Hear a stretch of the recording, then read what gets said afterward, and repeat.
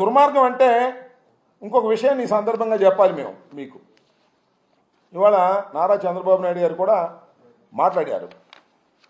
మాట్లాడుతూ ఏమన్నారంటే, సరే ఆయన సహజంగా మాటలు కోటలు దాటుతాయి. ఏమంటారంటే, శాంతి భద్రతల విషయంలో రాజీ లేదు, పోలీసులు కఠినంగా వ్యవహరించాలి, తెలుగుదేశం కార్యకర్తలు తప్పు చేసినా ఉపేక్షించవద్దని స్పష్టం చేశారు. తెలుగుదేశం కార్యకర్తలు తప్పు చేసినా ఉపేక్షించవద్దు అని పేపర్లో చెప్తాడు, కానీ మా మీద కేసులు పెడతారు. తెలుగుదేశం కార్యకర్తలు రాళ్లు వేస్తే వాళ్ళ మీద కేసులు పెట్టరు, వేళ్ళు తగలేస్తే దాని మీద కేసులు పెట్టరు. ఇంకో మాట మాట్లాడారు ఇక్కడ, వినాలి మీరు. హోంమంత్రి అనిత మరింత చురుగ్గా పనిచేయాలి. ఈ చంద్రబాబు నాయుడు గారు అన్నమాట, ముఖ్యమంత్రి గారు అన్నమాట. హోంమంత్రి అనిత గారు చురుగ్గా పనిచేయాలి అంటే ఏంటి దాని అర్థం? హోంమంత్రి అనిత గారు, వంగలపూడి అనిత గారు చురుగ్గా పనిచేయటం లేదు అంటే, ఒక మాట చెప్పాలంటే పని చేయటం లేదు.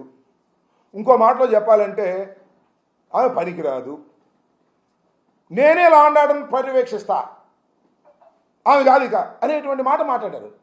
అమ్మ తల్లి అనిత గారు ఆలోచించుకోమని మనం చేస్తున్నా. నీ మీద ఆరోపణ చేస్తున్నారు వాళ్ళు, నువ్వు సరిగ్గా పని చేయటం లేదనేటువంటి భావనతో మాట్లాడుతున్నారు.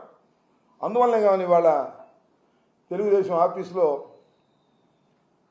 చంద్రబాబు నాయుడు గారు నన్ను చురుగ్గా పనిచేయట్లేదు అన్నాడు, అందువల్ల గట్టిగా చురుగ్గా మాట్లాడాలని ఇవాళ తెలుగుదేశం ఆఫీసులో ప్రెస్ మీట్ పెట్టి జగన్మోహన్ రెడ్డి గారిని, వైసీపీని చాలా ఇష్టం వచ్చినట్టుగా మాట్లాడే కార్యక్రమం చేశారు.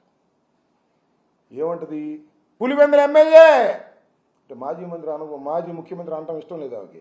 పులివెందుల ఎమ్మెల్యే, నువ్వు మా మీద ఆరోపణ చేస్తావా?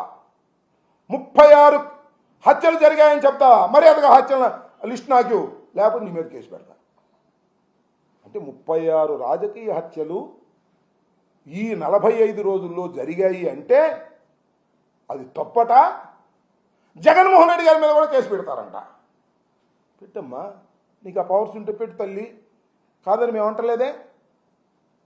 పెట్టడానికి అవకాశం ఉంటే పెట్టకుండా ఉంటారా మీరు? నాకు అర్థం కాల. రఘురామకృష్ణరాజు కేసు 3 సంవత్సరాల తర్వాత కేసు పెట్టారు కదా మీరు. జగన్మోహన్ రెడ్డి గారి మీద ఏ మాత్రం అనుమానం ఉన్నా, ఆస్కారం ఉన్నా తప్పుడు కేసులు పెట్టడానికి మీరు సిద్ధమవుతున్నారు అనేది మాకు చాలా స్పష్టంగా అర్థమవుతుంది.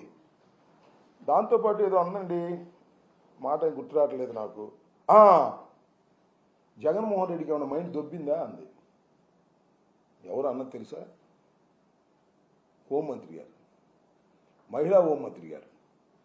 జగన్మోహన్ రెడ్డి గారికి మైండ్ దొబ్బిందా అనే మాట మాట్లాడుతున్నామంటే తల్లి ఏం చెప్పాలి?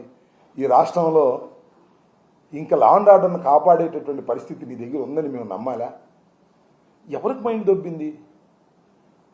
నువ్వు సరిగ్గా పని చేయటం లేదు అన్న చంద్రబాబు గారికా?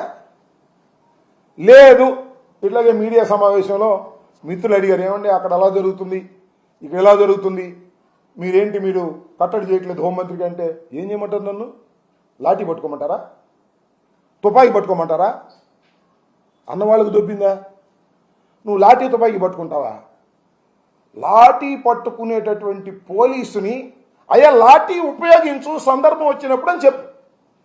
తుపాకీ పట్టుకున్నటువంటి పోలీసు వారిని, ఎస్ఐని, సిఐని, డిఎస్పీని అవసరమైతే తుపాకీ ఉపయోగించమని చెప్పు, అన్నీ సర్దుకుంటాయి. నువ్వు లాఠీ పట్టుకోవాల్సిన అవసరం ఏముంది? నువ్వు తుపాకీ పట్టుకోవాల్సిన అవసరం ఏముంది?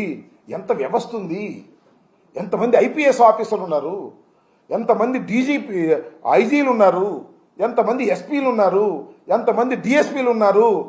వీళ్ళందరినీ వదిలేసి నన్ను లాఠీ పట్టుకోమంటారా, నన్ను తోటా పట్టుకోమంటారా, నన్ను తుపాకీ పట్టుకోమంటారా అంటే జగన్మోహన్ రెడ్డి గారికి మైండ్ దొబ్బింది.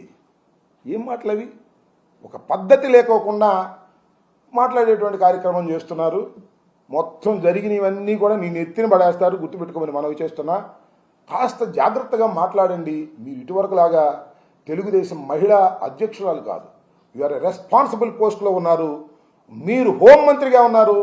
ఈ రాష్ట్రంలో హోంమంత్రిగా ఉండి లా అండ్ ఆర్డర్ను కాపాడవలసినటువంటి వ్యక్తులు మీరు. బాధ్యత మీకున్నది. మీ దగ్గర పెద్ద వ్యవస్థ ఉన్నది, అదేమంటే పోలీస్ వ్యవస్థ నిర్వీర్యం చేసి ఎన్నాళ్ళు చెప్తారమ్మా ఈ కథలు? నాకు అర్థం కాల. ఎన్నాళ్ళు చెప్తారు పోలీస్ వ్యవస్థ నిర్వీర్యం అయిపోయింది అని? ఎన్నాళ్ళు చెప్తారు? ఓ నెల చెప్పారు, 2వ నెల వచ్చింది, ఇంకా చెప్తానే ఉంటారా?